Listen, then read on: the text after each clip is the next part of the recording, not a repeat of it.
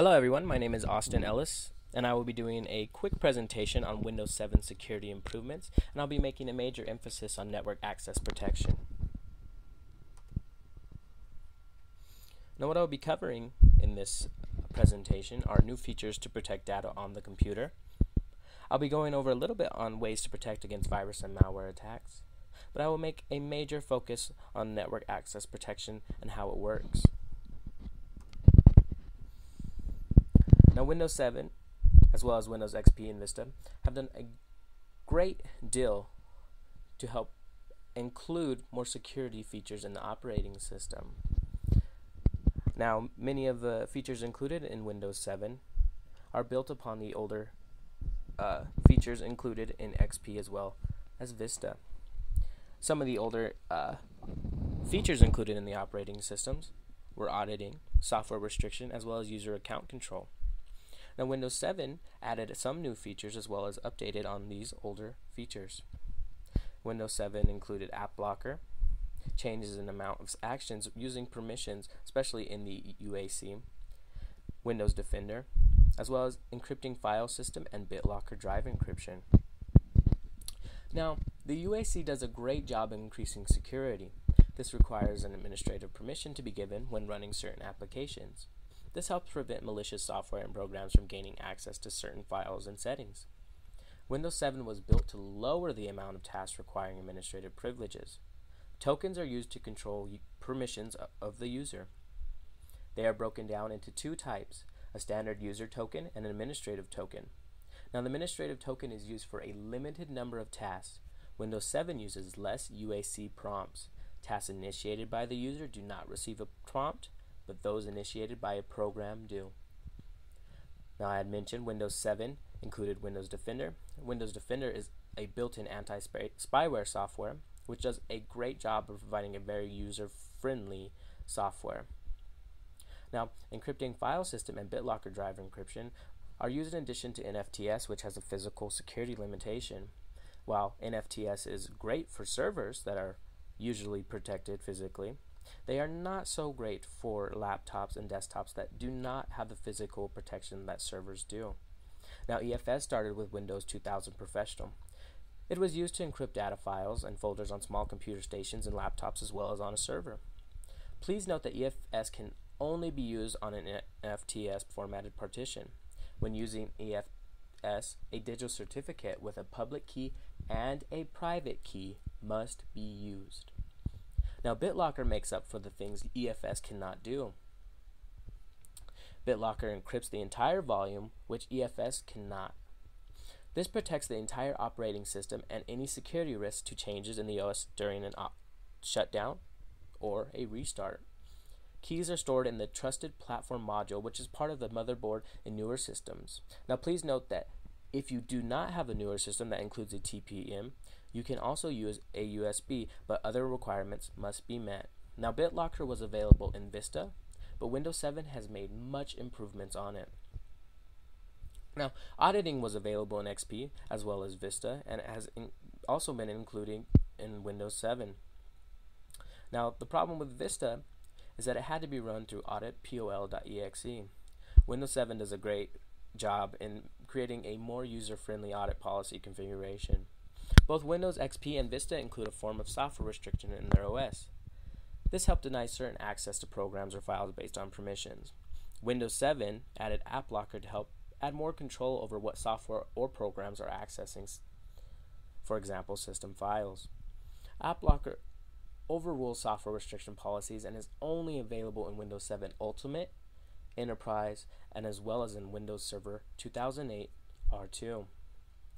Now, another change that has been added to Windows 7 is the Action Center. Basically, the Action Center is a collaboration of all of the security and maintenance tools of Windows 7 into one easy-to-use interface. For example, you could find Windows Update in this Action Center. Now I'm going to be going over my main topic of the presentation, network access protection. Now, this controls access to a network resources based on a client computer's identity and compliance with corporate governance policy. Now, NAP looks at the overall health of the client requesting access to the network. NAP works as a platform with the ability to add components, as well as uses enforcement mechanisms to deny access when these health requirements are not met. Now, NAP looks at the overall health of the client requesting access to the network. This will prevent any infected clients from gaining access to the network. In the case that the client is found to be unhealthy, access will be denied. Once that client meets the requirements of the NAP, then access will be granted. And please note that this is unlimited access once the NAP finds that it is in a healthy condition. Now, NAP works as a platform with the ability to add components. Many of the components that are used to test the health of the client must be added to the platform. Now, this provides administrators a level of customization to meet their own corporate or government needs. Now, NAP is an extensive platform that provides an infrastructure and an API set for adding components that store, report, validate, and correct a computer system health state. By itself, the NAP platform does not provide components to accumulate and evaluate attributes of a computer's health state. Now, these components must be added by a system administrator. Some enforcement mechanisms used on NAP include IPsec. Now, IPsec is used to encrypt and authenticate network traffic. 802.1x is an authentication mechanism used on switches and wireless access points. VPN is used restricted until the health policy requirements are met. So this means a virtual private network cannot be used until these health requirements set by the NAP are met. The DHCP, an IP address on a restricted network, is leased to the client until the health policy requirements are met. Now that is for a more lenient NAP policy.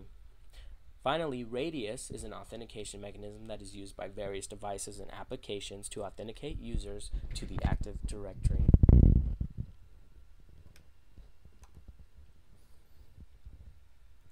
Now, in the case that the computer is not meeting the health policy or requirements, there are some restrictions, and a few of the restrictions include IP filters, static routes, or the computer trying to access may be put on a restricted network.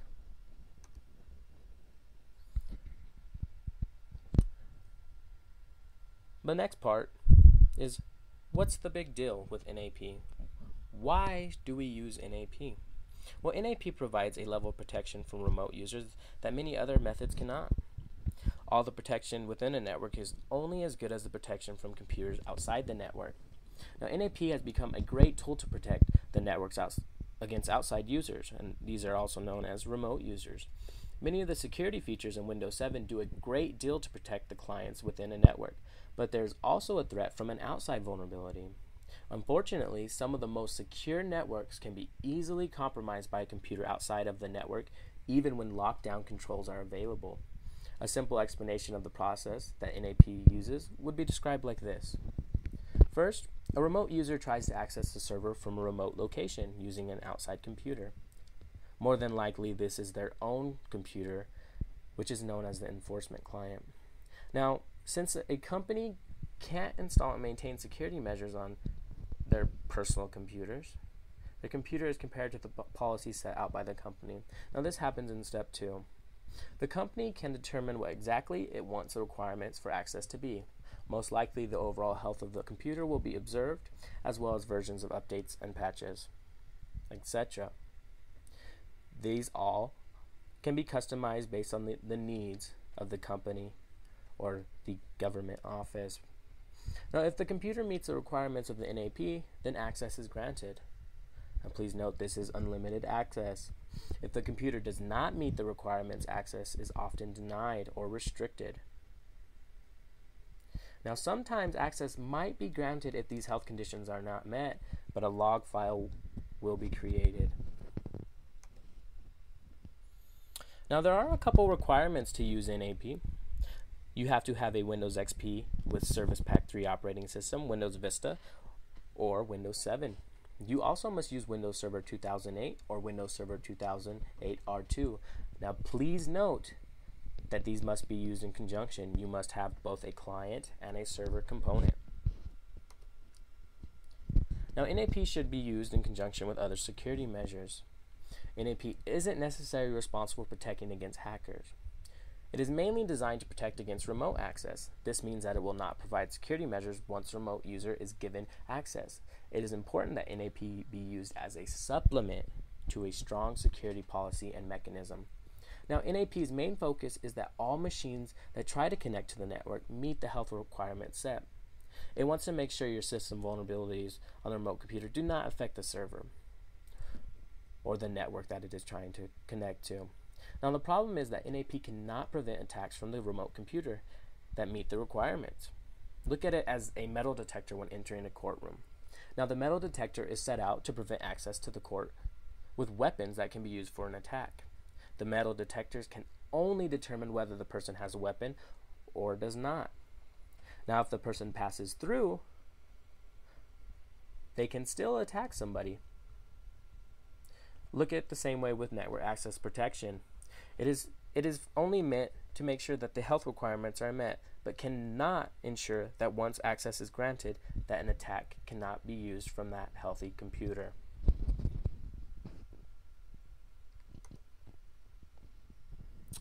Now, in conclusion, Windows 7 provides both administrators and users with tools to help protect and give an overall addition to the security of Windows 7 and its data.